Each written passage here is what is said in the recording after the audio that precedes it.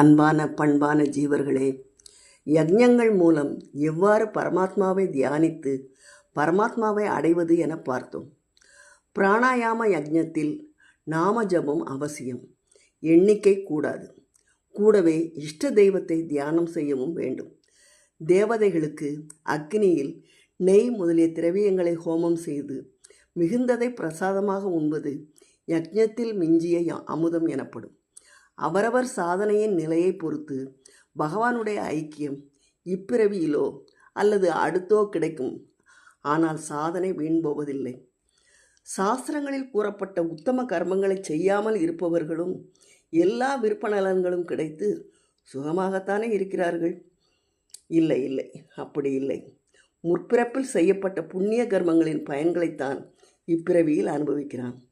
உண்மையில் விருப்ப பலன்கள் அனைத்தும் உண்மையான சுகங்கள் இல்லை. சிஷ்யன் குருவிற்கு செய்யும் சேவை, மகன் பெற்றோருக்கு செய்யும் சேவை, மனைவி கணவனுக்கு செய்யும் சேவை, இவை யஜ்ஞத்தில் அடங்குமா? இவை யாவும் சுதர்மத்தை கடைபிடிப்பதால் யஜ்ஞத்திலும் அடங்கும். அதாவது பிரம்மாவின் முகத்திலிருந்து வேதங்கள் வெளிப்பட்டது. வேதங்களை படைத்த பிரம்மாவை பரமாத்மா தான் படைத்தார். யஜ்ஞங்கள் வேதங்களில் இருந்து தான் தோன்றின. எனவே யஜ்ஞம், பிரம்மா, பரமாத்மா எல்லாம் ஒன்றுதான். சாதனை முறையில் சொல்லப்பட்ட யஜ்ஞங்கள், சாஸ்திர முறையில் சொல்லப்பட்ட கடமைகள் அனைத்தும் சில மனத்தினால், சில மனம் புலன்களால், சில மனம் புலன் உடலினால் ஆற்றப்பட வேண்டியவை. எனவே மனிதன் எந்த தியாக வடிவமான சாதனையையும் கர்மமாக கருதி பயனில் பற்றின்றி செய்ய வேண்டும். இவற்றோடு ஆத்மாவுக்கு சம்பந்தமே இல்லை. உலகியல் பொருட்களை கொண்டு செய்யப்படும் யஜ்ஞம் திரவிய யஜ்ஞம் என்றும், விவேகம், ஆராய்ச்சி முதலிய ஆத்ம சம்பந்தமான ஞானத்துடன் கூடிய சாதனைகள் ஞான யஜ்ஞம் என்றும் அழைக்கப்படும். இதில் ஞான யஜ்ஞமே சிறந்தது. எல்லா சாதனைகளுக்கும் மிகப்பெரிய பயன் பரமாத்மாவை உள்ளபடி அறிவதுதான். அதன் பிறகு மேலும் அடைய வேண்டியது ஒன்றுமே இல்லை. விவேகம், ஆராய்ச்சி மூலம் செய்யக்கூடிய சாதனைகளால் வரும் ஞானம் ஞான யஜ்ஞம் எனப்படும். சாதனைகளின் பயனான தத்துவம் ஞானம் என்றும் பொருள்படும். சிரத்தையுடனும் பக்தியுடனும் நேர்மையுடனும் சாஷ்டாங்கமாக தரையில் விழுந்து ஞானிகளை வணங்கி ஞானம் பெற வேண்டும்.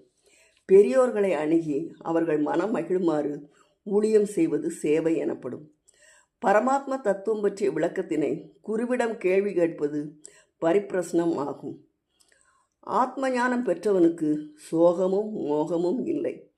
இரட்டைகளை நினைப்பதென்பதும் ஞானியிடம் உபதேசம் பெற்றபின் இல்லை.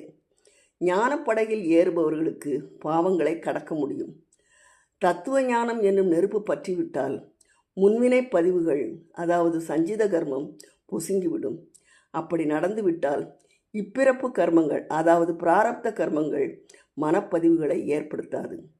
யாகம், தானம், தவம், ஞானிகளுக்கு பணிவிடை, பகவானுக்கு பூஜை, விரதம், உபவாசம், பிராணாயாமம், புலனடக்கம், சம்யமம், ஜபம், தியானம், புண்ணிய நீராடுதல் எல்லாம் ஞானத்திற்கான சாதனங்களே அன்றி ஞானத்திற்கு ஈடாகாது. அதே சமயம் ஞானம் பரமாத்மாவை காட்டிலும் பவித்திரமானது அன்று. பலகாலம் கர்மயோகத்தை கடைப்பிடித்து இரட்டைகளை விலக்கி மன தூய்மை பெற்றவன் உள்ளத்தில் ஞானம் தானாகவே ஒளி வீசும். கர்மயோக சாதனையினாலே, பகவானின் கிருபையினாலே அவனுக்கு தானாகவே ஞானம் மலரும். விவேகமற்றவன், சிரத்தை இல்லாதவன், சந்தேகம் உடையவனுக்கு இவ்வுலகமும் இல்லை, பரலோகமும் இல்லை. எனவே சந்தேகம் கொள்ளாமல் கர்மயோகத்தில் நிலைத்து நின்று யுத்தத்திற்கு தயாராவாயாக. அதனால் உனக்கு எல்லா விதத்திலும் மங்களம் உண்டாகும் என்று பகவான் ஸ்ரீகிருஷ்ணர் அர்ஜுனனை பார்த்து சொல்கிறார். இத்துடன் 4ஆம் அத்தியாயம் முடிந்தது. அடுத்த 5ஆம் அத்தியாயத்தை அடுத்த நிகழ்ச்சியில் பார்ப்போம் என்று கூறி விடைபெறுகிறேன். நன்றி, வணக்கம்.